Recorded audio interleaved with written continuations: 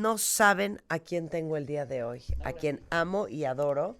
Y nos conocimos hace muchos años y creo que desde esa época ya nos amamos muchísimo, a menos de que él me confirme lo contrario.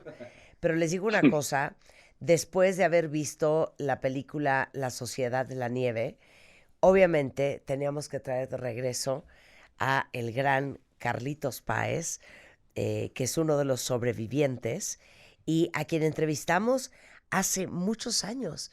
Sí, sí nos seguimos amando, ¿verdad, Carlos? ¿Cómo está Martita? Qué gusto. Digo, sí, ¿te acordás que era una cuestión de beneficencia del labio leporino? ¿Te acordás que fue un exitazo la conferencia? Y bueno, nada, vos sos la reina de México, digo, para mí. Y tú eres el En rey de es- los Andes. mi santa, que son tantas las entrevistas que he tenido a raíz de esta película ahora que no es. Pretendí pasar un enero tranquilo, que es mi mes de vacaciones acá en Punta del Este, pero fue el más intranquilo de mi vida, porque entre la nominación al Oscar, la gente que te llama, el fanatismo que despertó en la juventud, que es una cosa de locos, me llaman todos los. Si te metes en TikTok, cosa que no es lo mío, pero explota el TikTok, son el 80% de la sociedad de la nieve. Es una locura, Marta, esto. La verdad, es como si volviéramos a salir de los Andes. Voy al supermercado, me para la gente, me para el cajero, me sacan selfies. Es una cosa de locos. Y bueno, y sucede lo mismo en España y sucede lo mismo en México. Me llamaron ahora en una mesa de Monterrey de empresarios que la discusión era el tema de la sociedad de la nieve. O sea que es una locura que generó esta película. Qué maravilla. Ahora nos tienes que contar, Carlos, y me encanta volverte a ver. ¿Cuándo viste tú la película? ¿Y cuál fue tu opinión? Bueno, nosotros la vimos, la trajo Bayona hace cuestión de 4 meses para que la viéramos los sobrevivientes con los familiares de los que murieron, que era un momento también complicado, porque digo, de alguna manera existía una grieta entre todos, pero cuando terminó la película, el aplauso fue cerrado de las 700 personas, fue una cosa de locos, así como la clausura en Venecia, que ahí ya me llamó más la atención, porque una cosa es en Uruguay y otra cosa es en otro país, pero en Venecia fueron 12 minutos de aplauso cerrado, digo, de gente extranjera que no conoce la historia o que no están vinculados, digo, porque que tú me aplaudas de pie como yo a ti te aplaudo de pie, pero la gente que no te conoce, fue una locura, lo de Venecia fue una locura, y bueno, San Sebastián lo mismo, ahora tenemos 13 nominaciones al Goya, tuvimos nominación al Globo de Oro, o sea, es una película que no para, digo, es una locura,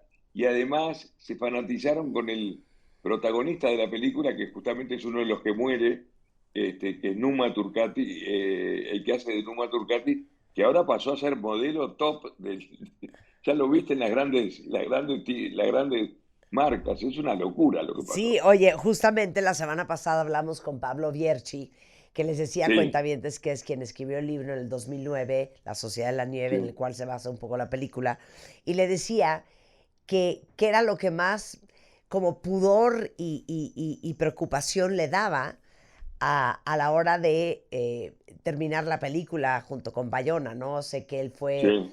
hizo parte del desarrollo del guión y me decía, tú no tienes una idea la angustia que a mí me daba enseñarle el resultado final en esa sala de cine a los sobrevivientes y todos los familiares y sobre todo hacerle justicia a los que no están Bueno, vivos. la película esta lo que tiene es una gran justicia, porque le da, sin comparar con Viven, que fue una gran película y todo eso, pero en este caso le da voz a los muertos que fueron tan importantes como los vivos, digo, porque en definitiva, gracias a los muertos es que hay gente viva, esa es la realidad. Entonces le da, fíjate que el narrador, no quiero spoilear la película, pero el narrador muere en la película. Entonces, cuando me toca a mí, que me tocó hacer el papel de mi padre al final de la película, dando la lista de sobrevivientes, fue muy emotivo ese momento, primero porque estaba marcando los que estaban vivos, pero también al marcar los que estaban vivos, están marcando los que murieron. Entonces es muy emotivo ese momento. Yo mismo me emociono escuchándome a mí mismo.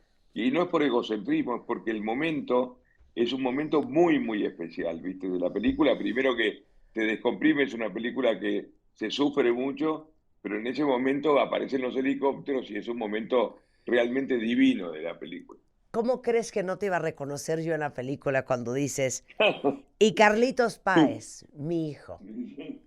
Bueno, estaba más flaco. Digo, me pusieron a un nutricionista del Real Madrid durante un año, estuve a régimen y ya me engordé todo lo que había bajado, pero bueno, Para hacer la este, me, película, claro, me tintearon el pelo que mi hija me decía, pero papá, parecís el dueño de un prostíbulo, me dice, con el pelo negro.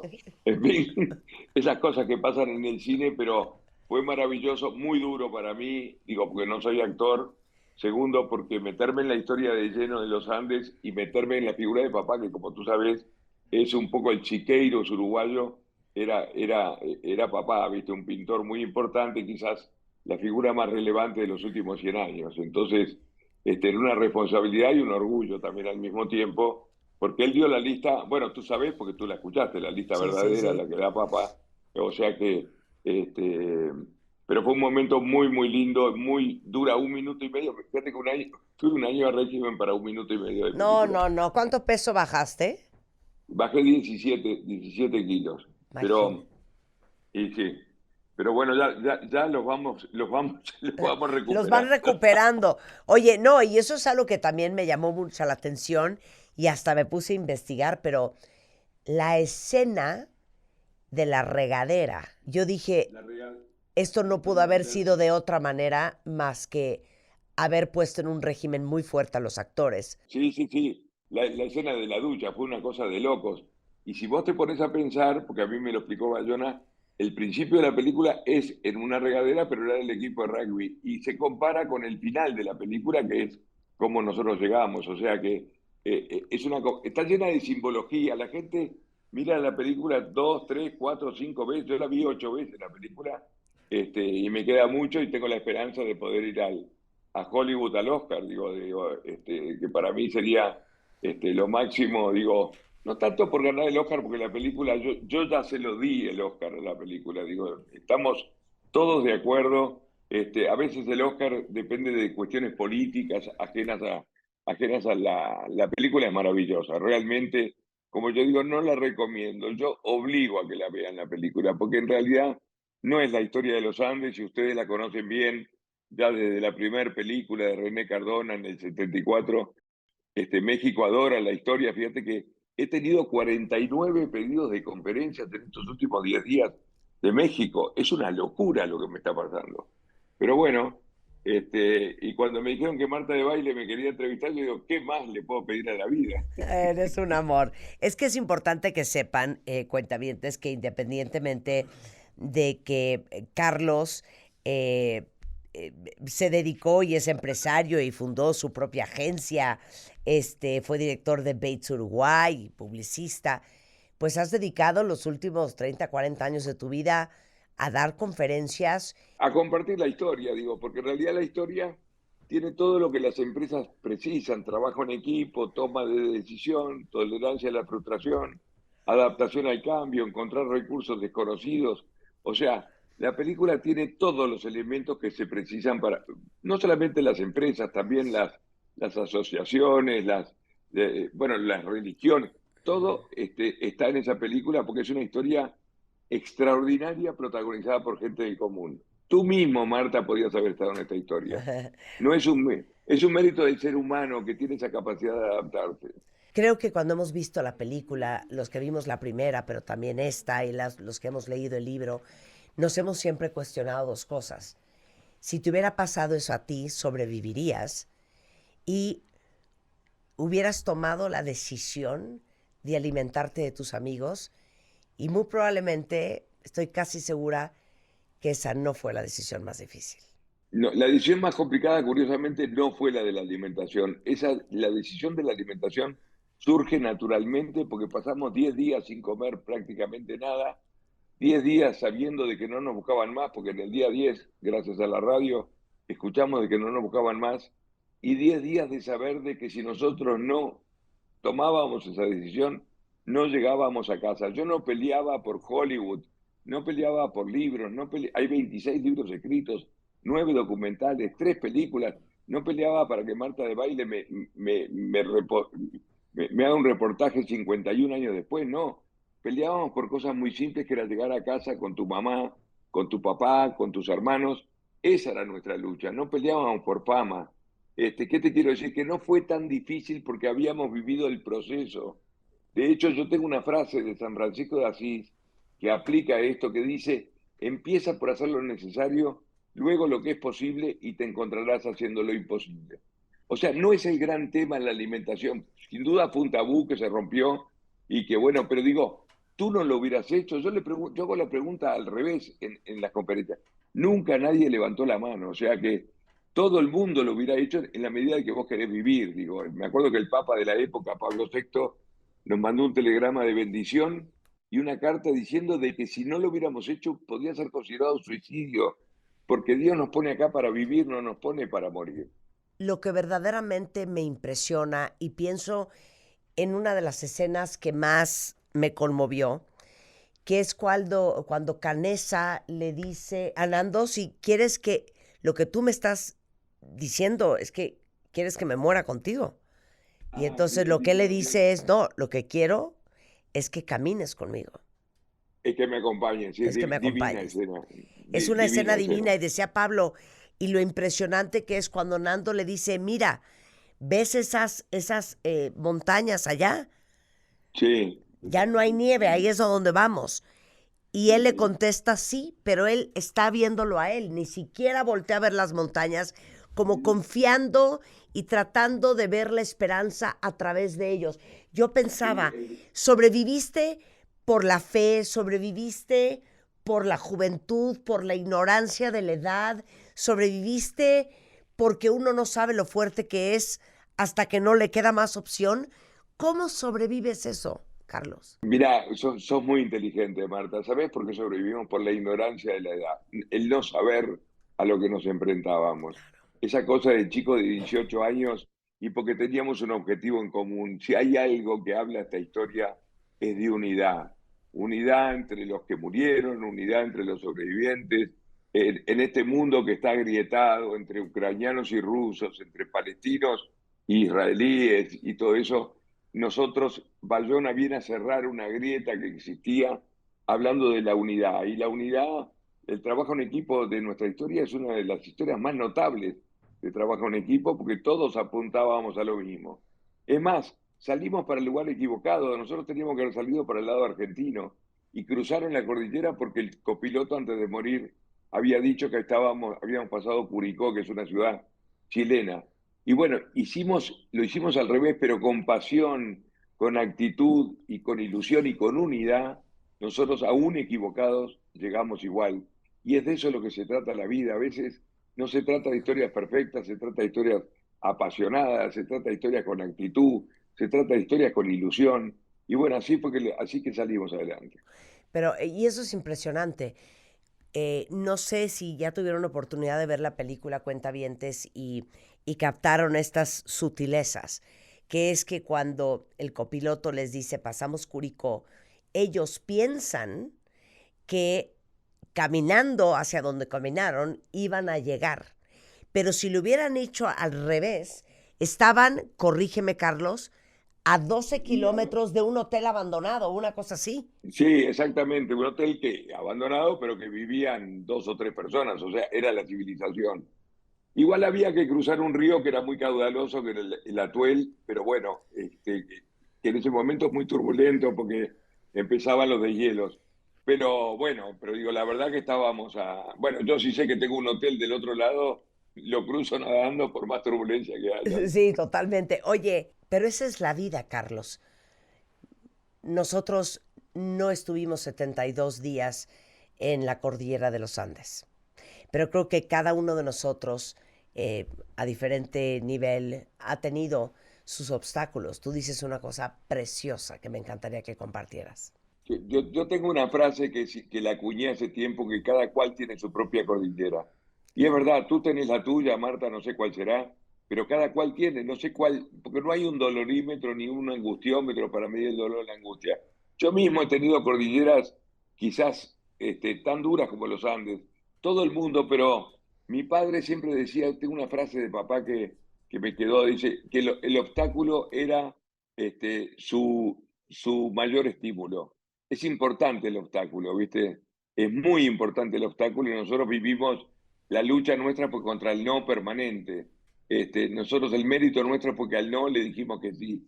Fíjate vos, hagamos un análisis. Primero el accidente, recibir la noticia que no te buscan más, tomar la decisión de alimentarte de tus amigos muertos, la avalancha. Cuando vino la avalancha no podíamos creer que Dios nos pegaba un puñalada, con un puñal por la espalda. Después encontrar la radio y no poderla hacer funcionar. O sea que lo permanente fue el no, pero al no le dijimos que sí.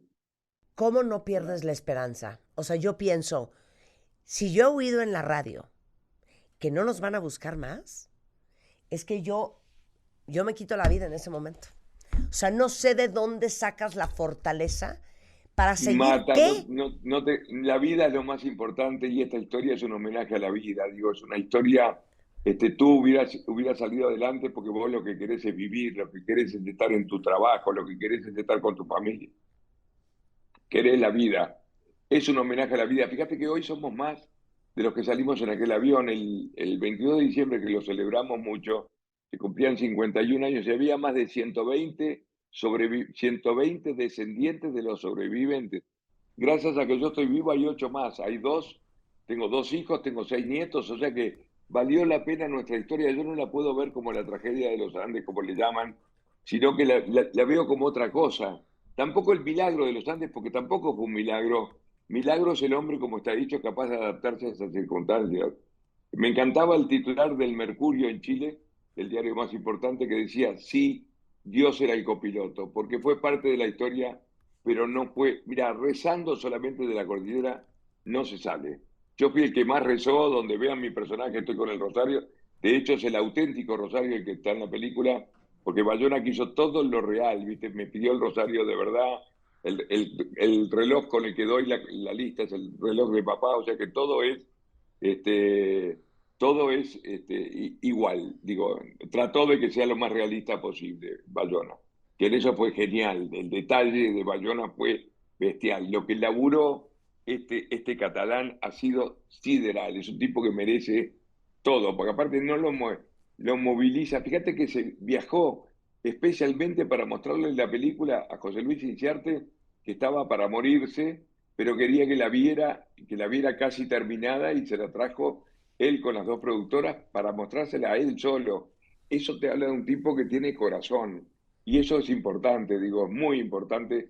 Alguien me decía, una persona muy querida mía, me dijo, Carlitos, qué suerte que tuviste un Bayona en tu vida, porque es un tipo que va más allá de ser un director de cine, es un tipo que comprometido con lo que hizo, comprometido a muerte con lo que hizo, está hace 12 años con este proyecto. Fíjate vos lo que es todo eso y asumió riesgos innecesarias, pero bueno, tanto que filmó en el lugar donde nos caímos, casi se muere ahí, caían las avalanchas, digo. O sea que él en eso se fijó en cada detalle. Con todo respeto y cariño, porque lo comentamos aquella vez, te lo vuelvo a preguntar. Ya no hay nada en la nevera, ya no había más nada que comer. Acceder a los muertos era a lo que habían pensado todos, quién tiene la idea y qué te dice Nando a Claro, ti. to- to- todos estábamos pensando en la idea, pero nadie se animaba a comunicarlo, menos yo, que era el más chico de todos, tenía 18 años. Y entonces me iba en una expedición a tratar de encontrar la cola del avión. Digo, Nando, no queda nada en la despensa. La despensa era un bolsito de esos de mujer, donde guardábamos una lata de marisco que compartimos entre 27. Y Nando me mira a los ojos y me dice, Carlitos, yo me como al piloto. Yo lo miré y no dije nada. Digo, y es obvio que fuera el piloto, porque de alguna manera lo hacía responsable. Él había perdido a su madre en el accidente, su hermana 5 días después. Se ve que él a nivel inconsciente o inconsciente se las agarraba contra el piloto. Además, era el desconocido para nosotros. Entonces, el razonamiento, tú hubieras hecho exactamente lo mismo. Cualquier persona hubiera seguido el mismo camino. Entonces me acuerdo que se lo comenté a Adolfo en la expedición. Digo, che, en Uruguay decimos tirar verde para recoger maduras. Creo que en México dicen tirar la aguja para recoger el hilo. Digo, che, Adolfo, Nando está loco. Se quiere comer al piloto. Y Adolfo me dice, no, Carlitos, no está tan loco. Yo con mis primos ya lo pensamos. Y ahí nos dimos cuenta que era un pensamiento generalizado. Cuando volvimos a esa expedición, no nos juntamos porque estábamos todo el día juntos, pero hablamos del tema y créeme, Marta, que no ofreció resistencia alguna, fue más simple de lo que la gente se cree. Primero que nada, hicimos un pacto solemne entre todos nosotros, que si alguno de nosotros moría, quedaba a disposición de los demás. Y la segunda cosa que hicimos fue comentarle a los estudiantes de medicina que habían asumido su rol de médicos, que se ocuparan del asunto y se ocuparon. Pobres los estudiantes de medicina, estudiantes de primer año de medicina, o sea, era lo mismo que de agronomía, pero como habían asumido su rol, se ocuparon del asunto y resolvimos uno de los temas que teníamos que resolver, que sin eso nos hubiéramos muerto todos, digo, esa es la realidad. Por eso Bayona hace una gran justicia en darle el mismo protagonismo a los muertos que a los vivos. Eso me parece un hallazgo monumental, digo, filosófico. Digo, es una película que va más allá de la historia de los Andes, va al interior de cada ser humano. La escala de valores cambia abruptamente. Lo decía muy bonito Pablo, que era una... Eso fue una cadena entre los vivos y los muertos. Exactamente, y bueno, eso lo convierte en esta historia que fue una locura. Cuando la vimos con mi hija, yo le digo, no va a ser una película taquillera esta porque es una película muy dura. Me dijo, papá, vos estás equivocado, esta película va a destrozar. Y está destrozando. Estamos en 93 países primeros en Netflix. Digo, es una cosa de loco, digo, lo que está pasando. 180 millones de personas han visto la película. Es una locura, digo. Está todo el mundo. El único tema que hay acá en Uruguay es la Sociedad de la Nieve. Es más, si mirás TikTok, el 80% del TikTok es la Sociedad de la Nieve. Claro. Tuviste un punto de quiebre. Punto de quiebre que yo escribí un libro que se llama Después del día 10 es cuando recibimos la noticia de que no nos buscaban más, que fue la peor noticia que nosotros recibimos, pero que la convertimos en oportunidad, porque ahí nos dimos cuenta que la historia era nuestra historia. No es verdad de que los helicópteros nos encontraron a nosotros, lo que sí es verdad que nosotros fuimos a buscar los helicópteros. A ver si me lo entendés conceptualmente. Claro. Nosotros, el mundo entero nos daba por perdidos. Y aparte, mi libro que se llama Después del día 10 se iba a llamar Gira, Gira, como un tango famoso de Gardel, porque no podíamos comprender de que el mundo seguía andando. El ser humano es tan arrogante que se cree que cuando a uno le pasan cosas, el mundo se detiene. ¿Y sabes qué pasa, Marta? El mundo sigue andando. Los astronautas llegaban a la Luna, seguían jugando al fútbol. El 8 de diciembre se festejaba en Uruguay el Día de las Playas, a 34 grados de temperatura, y nosotros perdidos en los Andes.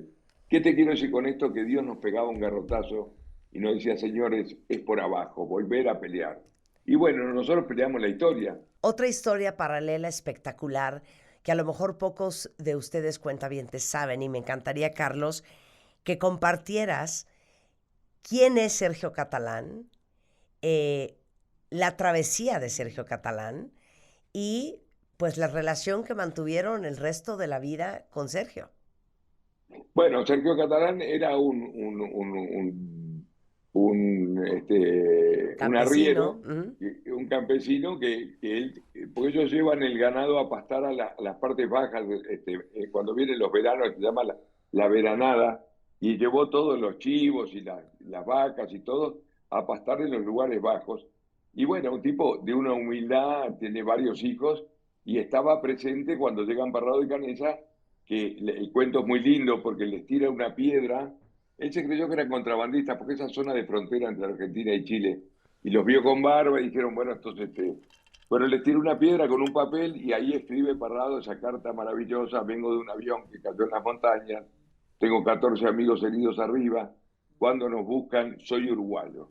Y se la tira por arriba del río y Catalán la lee, les tira 5 panes que según cuentan, Parrado le dijo a Canesa que le había tirado 2 panes y él se comió 3, te cuenta la historia. Y, y nada, y ahí se va a buscar ayuda y ahí comienza todo Pero la espérame un movida. segundo. Sergio, escuchen esto, cuentavientes, cabalga 20 horas para ir a buscar ayuda, Exactamente. Carlos. Sí, al retén de Puente Negro. Digo, él se va a buscar, aparte sin saber si era verdad de que éramos sobrevivientes de un avión, o sea, lo hizo con fe de que así era. Creo que es un tipo que merece nuestro homenaje permanente. digo, siempre lo tuvimos presente, más cuando estuvo enfermo también, y a su familia, ellos vienen cada tanto, vienen, tienen 2 hijas mellizas, que vienen a Uruguay, cuando hay siempre hay algún motivo para venir. Pero ustedes visitaron a Sergio en su cumpleaños, en aniversarios, Sí, y lo visitamos en aniversarios, en aniversario de casado, cuando estuvo en el hospital de Chile, cuando lo operaron de la cadera, yo estuve con él. Lo llevaron a una conferencia mía, yo di 27 conferencias para un banco muy importante en Chile y en la última conferencia me lo trajeron como una sorpresa a Sergio Catalán y a su mujer, que fue maravilloso el encuentro, el abrazo, imagínate, para nosotros es como un padre, digo, que nos salvó la vida, digo. y te digo que hay una historia en el libro que me contaba mi hija que decía que cuando lo vuelven a ir a ver, se lo encuentran y le dicen, oye, necesitamos que nos digas el camino, una cosa así, porque estamos perdidos una vez más.